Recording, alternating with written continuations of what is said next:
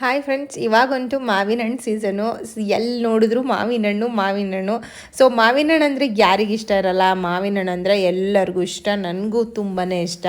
So ನಾನು ಒಂದು ಹಣ್ಣು ತೊಗೊಂಡು ಕುಯ್ಕೊಂಡು ತಿನ್ನೋಣ ಅಂತ ಹೇಳಿ ನೋಡ್ತಾ ಇದ್ದೆ. ಬಟ್ ಅದರಲ್ಲಿ ಹುಳ ನೋಡಿಬಿಟ್ಟೆ. ಈ ಥರ ಹುಳ ನೋಡಿದ್ರೆ ಇನ್ನೊಂದ್ಸಲ ಲೈಫಲ್ಲಿ ಮಾವಿನ ಹಣ್ಣೇ ತಿನ್ನಬಾರ್ದು ಅನ್ನೋ ಅಷ್ಟು ಬೇಜಾರಾಗುತ್ತೆ. ಯಾಕಂದರೆ ಮೇಲ್ಗಡೆ ಹಣ್ಣು ನೋಡೋಕೆ ತುಂಬಾ ಚೆನ್ನಾಗಿದೆ, ಬಟ್ ಒಳಗಡೆ ನೋಡಿದ್ರೆ ಈ ಥರ ಹುಳ ಆಗಿತ್ತು.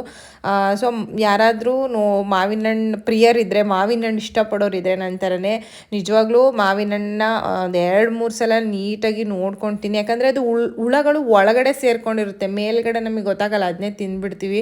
ಸೊ ಮಕ್ಳಿಗೆ ಕೊಡಬೇಕಾದ್ರಂತೂ ತುಂಬ ಎಚ್ಚರಿಕೆಯಿಂದ ಕೊಡಿ.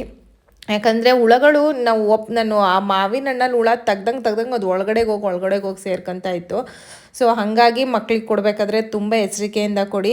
ಅವ್ರಿಗೆ ಫುಲ್ ಒಂದು ಹಣ್ಣು ತಿನ್ನೋ ಕೊಟ್ಬಿಡ್ಬೇಡಿ, ಕಟ್ ಮಾಡಿಬಿಟ್ಟು ನೀಟಾಗಿ ನೋಡಿಬಿಟ್ಟು ಕೊಡಿ. ಯಾಕಂದರೆ ಇಷ್ಟು ಹುಳಗಳನ್ನ ತಿಂದರೆ ನಿಜವಾಗ್ಲೂ ಹೇಳ್ತೀನಿ, ಹುಷಾರಿಲ್ಲ, ಏನಾದರೂ ಫುಡ್ ಪಾಯ್ಸನ್ ಏನಾದರೂ ಆಗ್ಬೋದು ಮಕ್ಕಳಿಗೂ ಕೂಡ ದೊಡ್ಡವ್ರಿಗೂ ಕೂಡ. ಸ್ವಲ್ಪ ಮಾವಿನ ಹಣ್ಣು ತಿನ್ನಬೇಕಾದ್ರೆ ಕೇರ್ಫುಲ್ಲಾಗಿ ತಿನ್ನಬೇಕು. ಇಷ್ಟ ಅಂತ ಹೇಳಿ ತಿನ್ನೋಕೆ ಹೋದರೆ ಎಷ್ಟು ಕಷ್ಟ ಅಂತ ಇವಾಗ ಗೊತ್ತಾಗ್ತಿದೆ.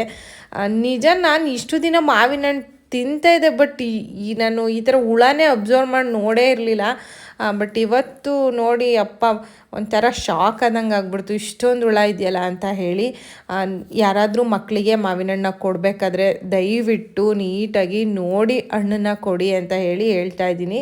ವಿಡಿಯೋ ಇಷ್ಟ ಆಗಿದ್ದರೆ ಲೈಕ್ ಮಾಡಿ.